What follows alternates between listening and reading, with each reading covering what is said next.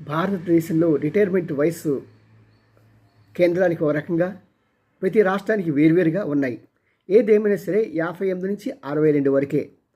మన ప్రాథమిక ఆరోగ్యం వ్యవస్థ బాగుండటం మూలంగా అందరూ బలంగా ఉండి ఆయుష్ కూడా బాగా పెరిగింది. ఇదివరకు 60 సంవత్సరాలు బతికితే చాలా గొప్ప అనుకునే ఈ స్టేజ్లో ఈ రోజున 75+ అని నినాదం వచ్చింది. ఎందుకంటే మనం ఎదురుగుండా ఉన్న మన ప్రధానమంత్రి చూసుకుంటే ఆయన కూడా 70+. ఎంత ఉత్సాహంగా ఉన్నారండి. అలాగే చాలామంది ఉద్యోగులు వాళ్ళు చక్కగా హాయిగా ఆనందంగా ఉన్నారు. అలాంటి వారిని ఉద్యోగం నుంచి తీసి నీ ముసలివాడు అయిపోయాయా కాబట్టి నువ్వు ఇంట్లో కూర్చో అనేది చాలా తప్పు. వారికి ఎక్స్పీరియన్స్ని, అనుభవాన్ని ప్రభుత్వం వాడుకొని ఇంకా మరింతగా అభివృద్ధి చెందాల్సిన అవసరం ఉంది.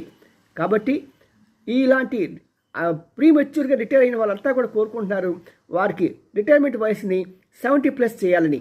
ఇది మంచి ఐడియా కదా.